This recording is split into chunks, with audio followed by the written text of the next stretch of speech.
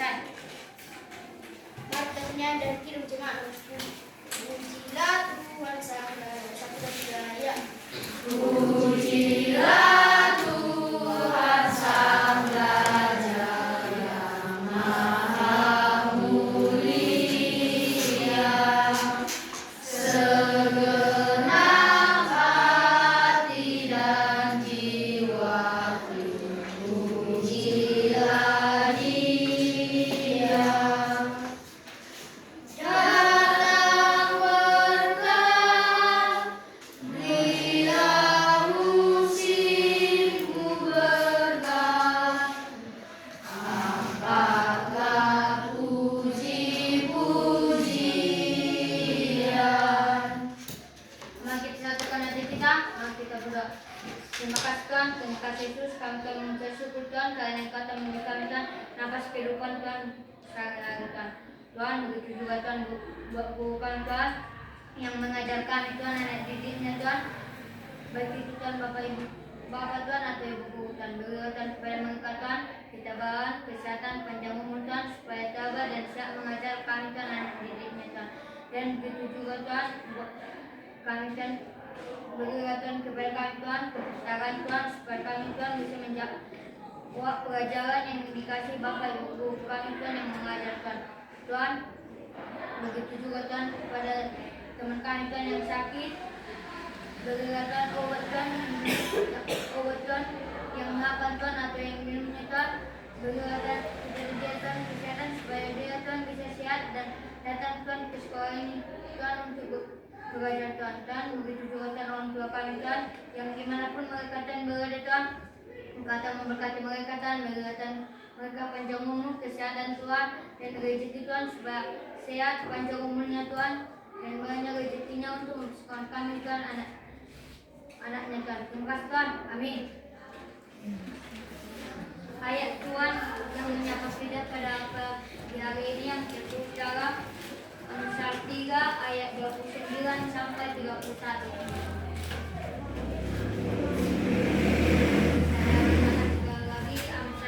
Ayat 29 sampai 31.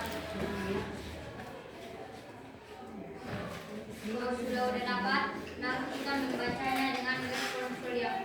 Amsal 3 ayat 29 sampai 31. Aturan untuk berbuat baik.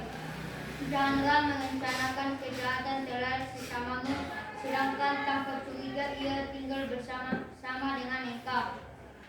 Janganlah berdekat tidak semena-mena dengan seseorang jikalau ia tidak berbuat jahat kepadamu. Janganlah iri hati kepada orang yang melakukan kezaliman, dan janganlah memilih satupun dari lainnya.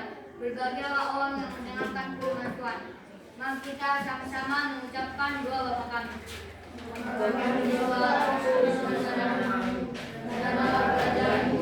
Dari terdahulu seperti surga, berilah kami ini, makan kami secukupnya, dan ampunilah kami kesalahan kami, seperti kami juga mengampuni orang yang bersalah kepadamu. Dan jangan membawa kami dalam percobaan, tetapi bebaskanlah kami dari jahat, karena Engkau yang punya kerajaan dan kuasa dan kemuliaan sampai selama-lamanya. Amin.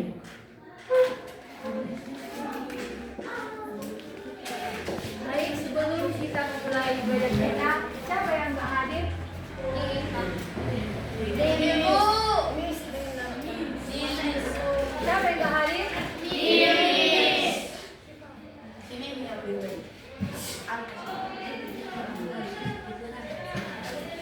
Baik, kita akan memulai pembelajaran kita di pagi hari ini. Kita ulas kembali materi pembelajaran yang minggu lalu sudah Miss jelaskan ya, yaitu tentang bagaimana pandangan Alkitab terhadap ITP. Coba siapa yang masih ingat pembelajaran minggu lalu, yaitu tentang bagaimana pandangan Alkitab tentang ITP itu? Ada yang bisa?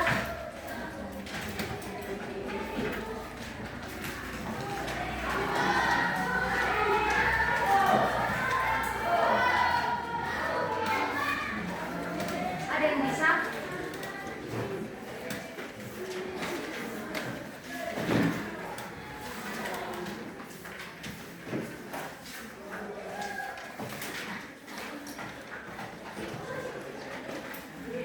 tahu bagaimana Penggunaan iptek adalah penggunaan dari perkembangan iptek dianggap sebagai anugerah Allah karena mereka memberikan manusia alat dan pengetahuan yang dibutuhkan untuk memahami alam semesta dan memanfaatkannya untuk kepentingan manusia. ada lagi.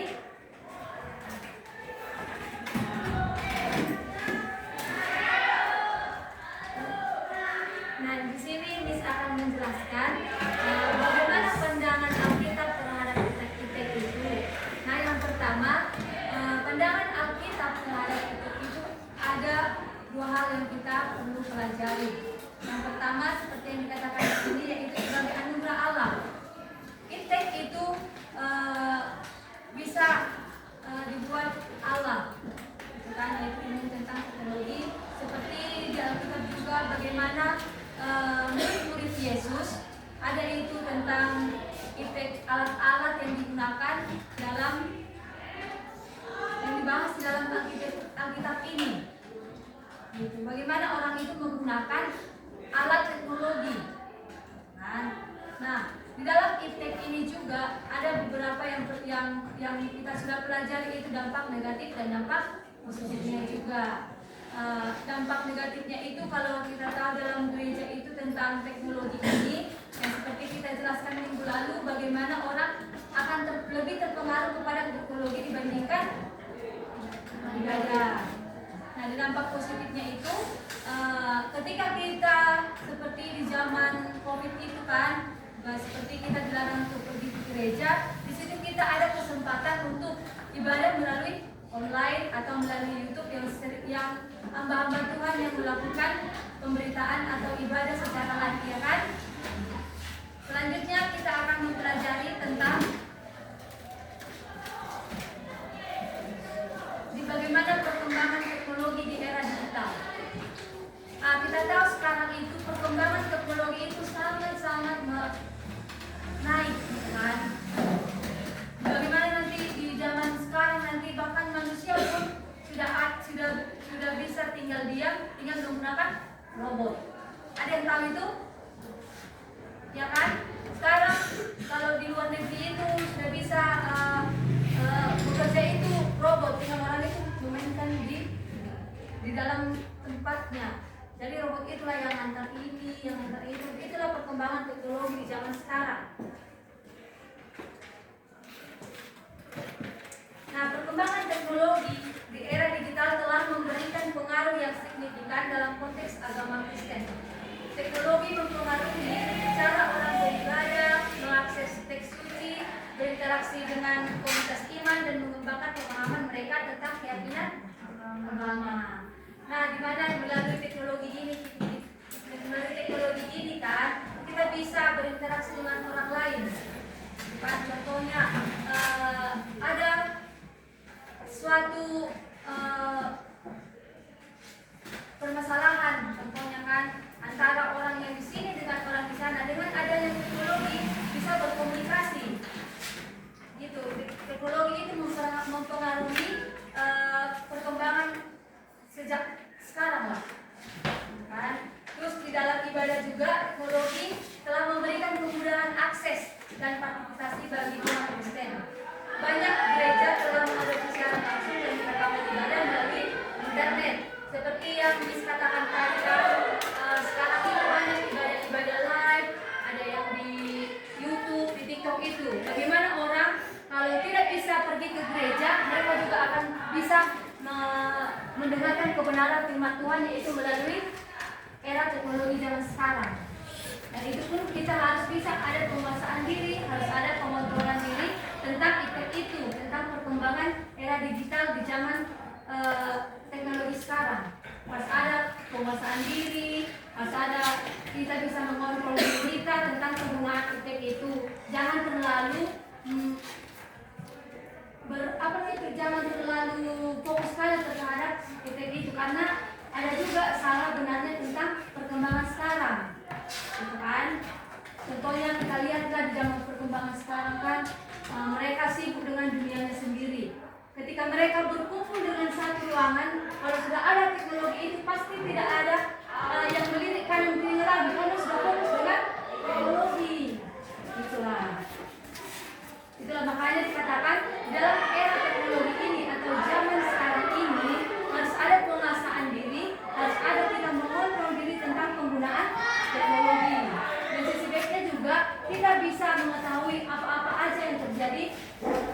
luar sana, gitu kan? Melalui teknologi itu kita mencari informasi, gitu kan? Udah? Udah mengerti? Sudah, Miss. Sudah kita bahas gitu kan? Dulu yaitu di halaman 24 tantangan di era digital. Coba dulu abang-abang yang di ujung sana. Tantangan di era digital. Tantangan di era digital. Dalam penggunaan teknologi di era digital dalam persepsi teknologi itu menjadi satu, konten yang tidak sejalan dengan nilai-nilai Kristen. Teknologi digital menyediakan akses mudah ke berbagai jenis konten termasuk Ada tantangan-tantangan di era digital yang termasuk di situ memiliki koneksi online yang luas. Kadang dapat memberikan interaksi sosial yang nyata.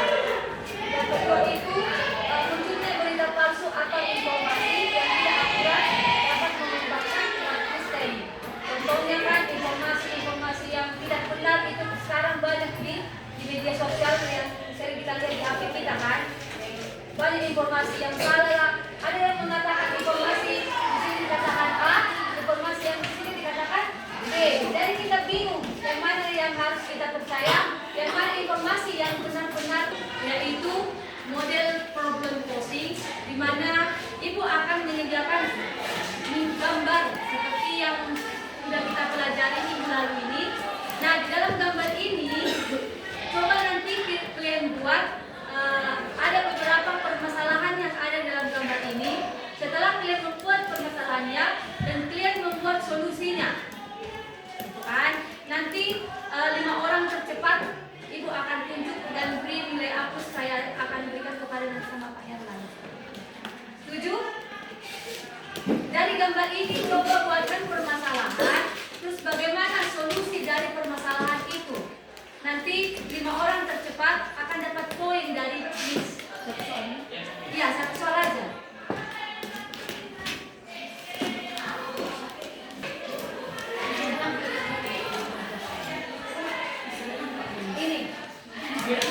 Ini tantangan di era informasi palsu atau pembelajaran yang salah.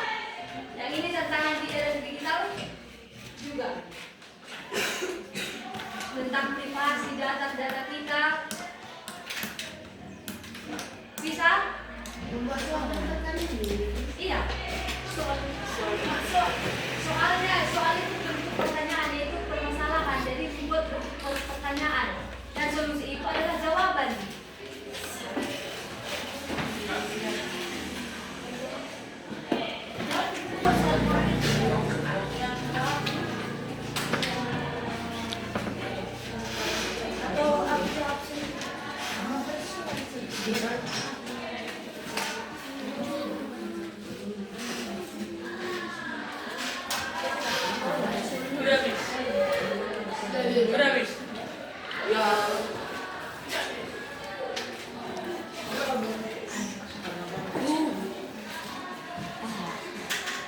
Pertanyaan jawab untuk mempresentasikan permasalahan atau solusi. Nanti kalian jawab dari gambar tersebut permasalahan yang saya dapat dan solusi yang saya buat itu nanti tinggal ya. Udah? Itu ngerti? Solusi. Kayak cepat. Saya juga ya sekarang. 3, 2, 1.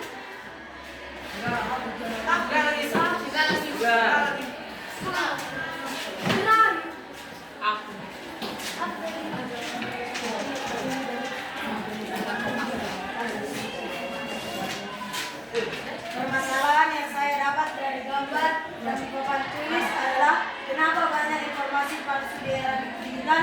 Solusi yang saya buat karena perkembangan iptek manusia jadi menyalahgunakan perkembangan teknologi.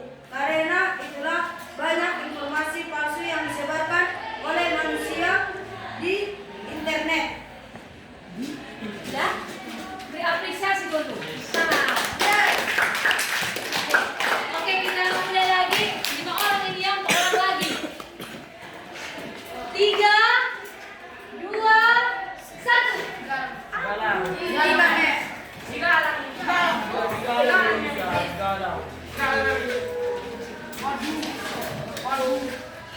Masalahnya adalah apa masalah yang sering terjadi pada anak muda di kalangan media sosial seperti gambar tersebut serta berikan solusinya. Jawaban saya adalah banyak anak muda yang tidak menjaga keamanan atau privasi orang lain di sosial media. Banyak juga anak muda yang sesuka hati mengontrol akun sosial media orang lain dan menyebarkan informasi palsu. Solusi yang bisa saya sarankan dalam menelaah suatu informasi adalah mencari di beberapa sumber terpercaya, dan untuk keamanan akun kita bisa memprivasi sosial media kita dari jangkauan orang lain. Adapun pada gambar tersebut, komentar yang kurang baik yang telah dilakukan netizen yang kurang tidak itu. Sarannya adalah kalian bisa menasihati mereka ataupun memberikan komentar ataupun memberikan asupan konten yang lebih baik. Sekian dari saya, terima kasih. Beri apresiasi untuk sekali. Oke, tinggal 3 orang lagi ya. Oke, 3, 2, 1. Miss ini please.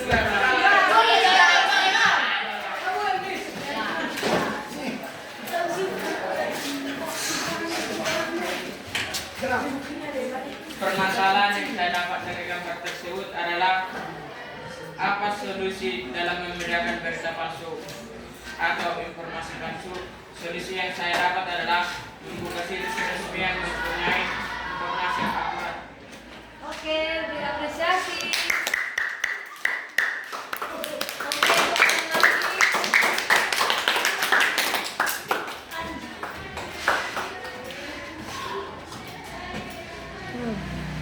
Oke, 3, 2, 1.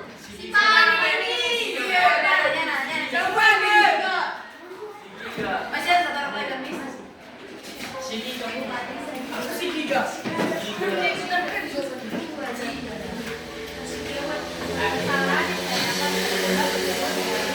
Media sosial dalam menyebar data privasi kita. Nah, bagaimana caranya agar data tersebut tidak tersebar? Solusi yang saya dapatkan adalah kita harus menggunakan media sosial kita dengan baik agar data kita tidak tersebar. Dan kita harus bisa membedakan berita palsu dan berita yang fakta. Oke, apresiasi. Tinggal 1 orang lagi. Ya, kita ikut sekarang.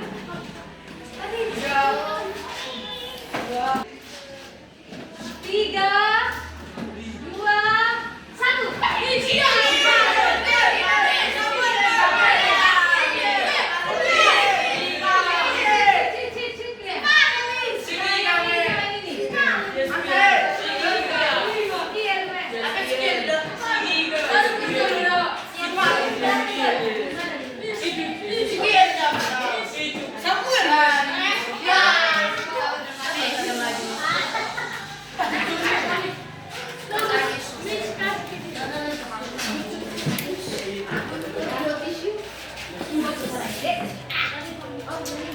Mana gambar tadi?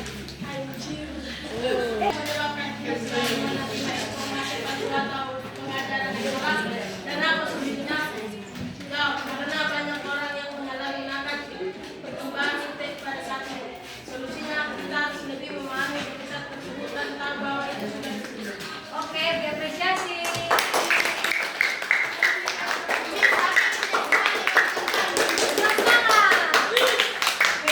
Oke, sebelum kita menutup pembelajaran kita di hari ini, Ibu akan memberikan kesimpulan bagaimana tadi dari melalui gambar-gambar ini banyak sekali permasalahan dan juga informasi atau banyak sekali solusi yang kalian buat. Bagaimana kita harus bisa tentang mengetahui tentang bagaimana kita mengatur atau tentang privasi data kita atau informasi-informasi palsu yang sekarang sedang booming. Iya. Nah, dalam perkembangan IPED ini juga tadi yang dikatakan itu kita harus bisa mengontrol, menguasai diri kita, jangan terlalu ikut tentang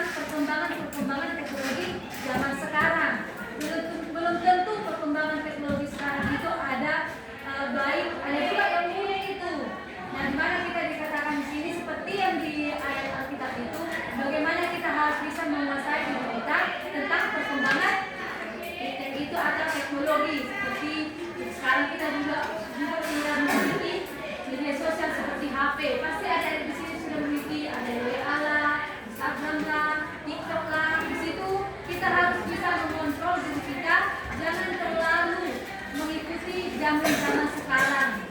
Banyak sekarang berita-berita yang tidak bagus atau yang tidak relevan. Jadi kita harus bisa menguasai diri kita, mengontrol diri kita tentang media sosial atau teknologi di era digital.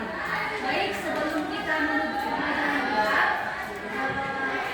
yang menurut pembelajaran kita yaitu dua saja. Ada yang pakai pita putih ini di samping